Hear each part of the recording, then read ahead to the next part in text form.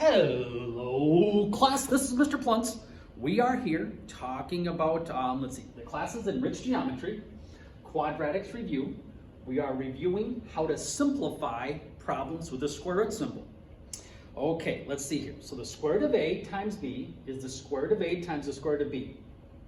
All right, let's think about that for a second. So with this example, 9 times 4 is 36. And the square root of 36 is 6. So I'm claiming, does this really equal the square root of 9 times the square root of 4? Can you really split it up like this? Well, I don't know. Let's double check. So the square root of 9 is 3. The square root of 4 is 2. And 3 times 2 is 6. So 6 does equal 6. This works for this example.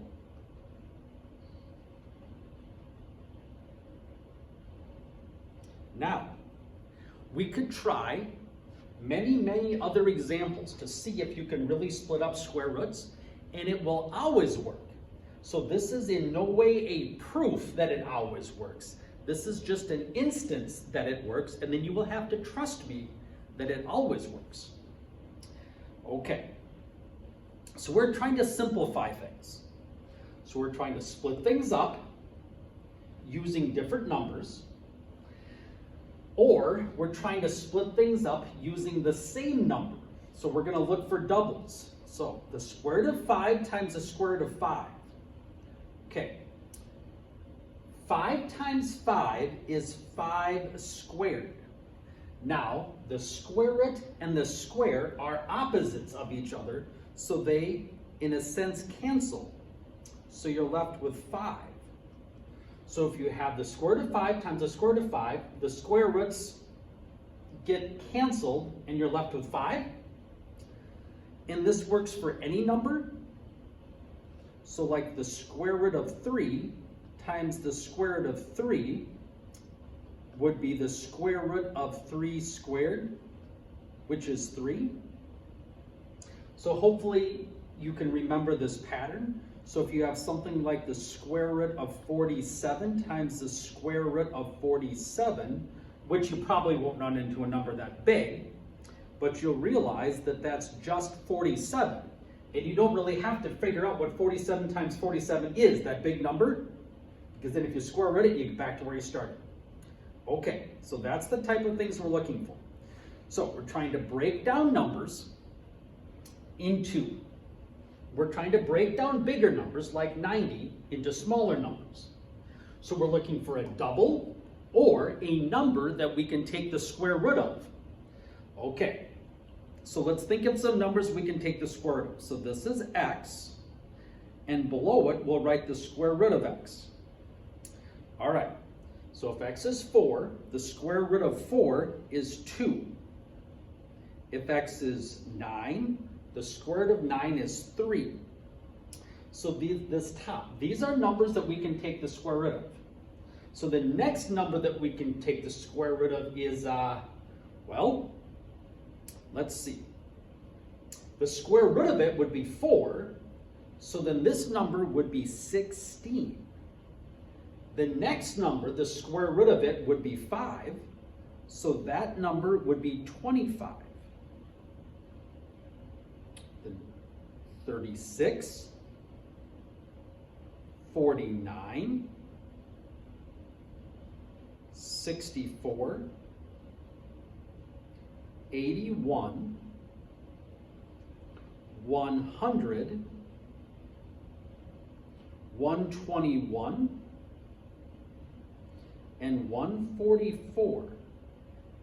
And you won't run into many numbers this big. Most of the time when you split things up, you're just using these few numbers back in here, maybe sometimes some of the bigger numbers, but not that often. Okay, so the square root of 90. We could split this up into two things that are multiplied together. Now, you'll get the same answer no matter how you split it up.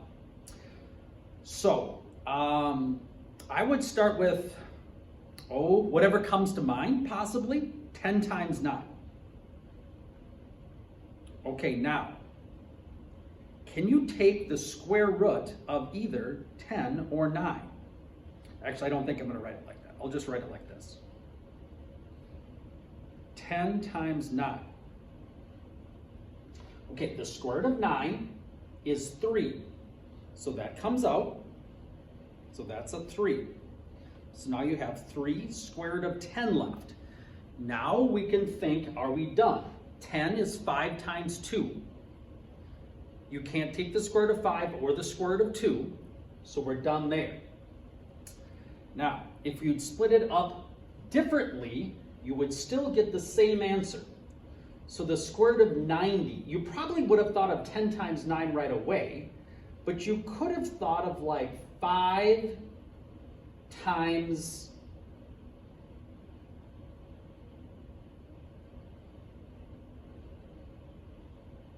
15, 14,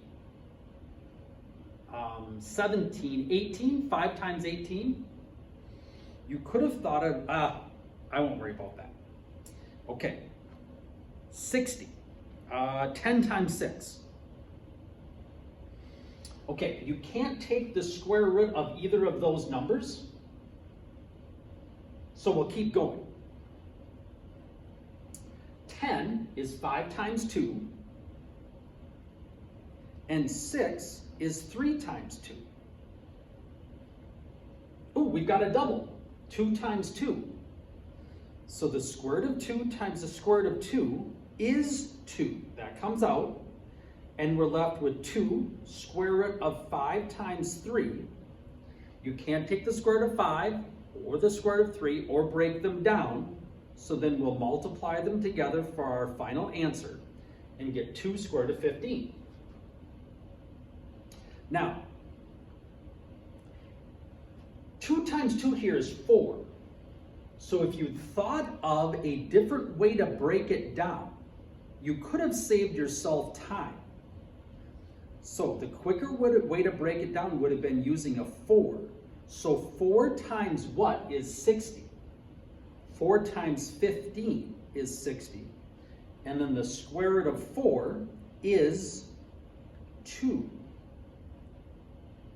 Notice, you get the same answer. If you had thought of the biggest number that goes into 60 that you can take the square root of, it would save you time as far as steps go, but it might take you a long time to think of it, so that more steps might still be quicker. Okay, let's try this one. The square root of 72. All right, we'll break this down into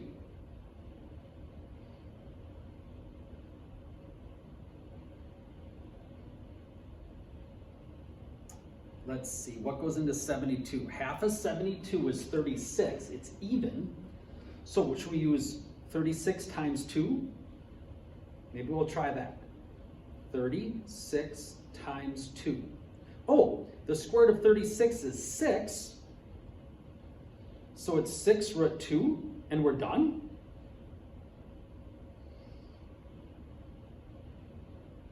All right, so that would be the quickest way to do it.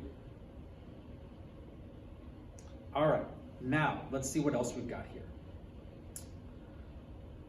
We can add or subtract square roots.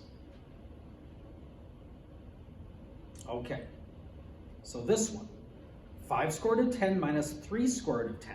So think of it as like 5x minus 3x. 5x minus 3x is 2x. But we know what x is. X is any number.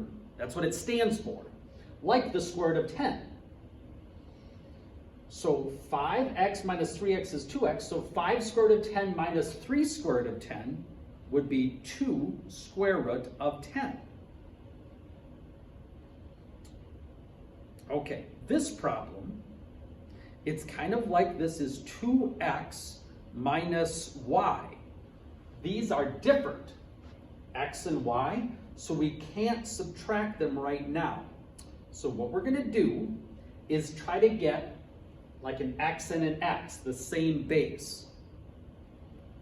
Okay, so we can't do anything with the 3, so I'll try to break down 27 into 2 things multiplied together, and then using something I can take the square root of.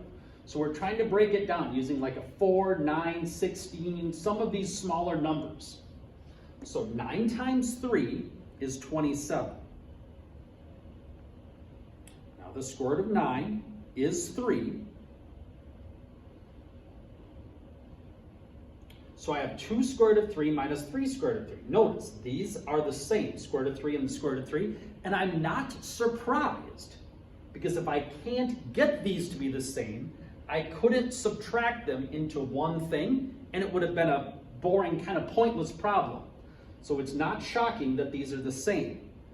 So now, I've got an equivalent idea of something like 2x minus 3x.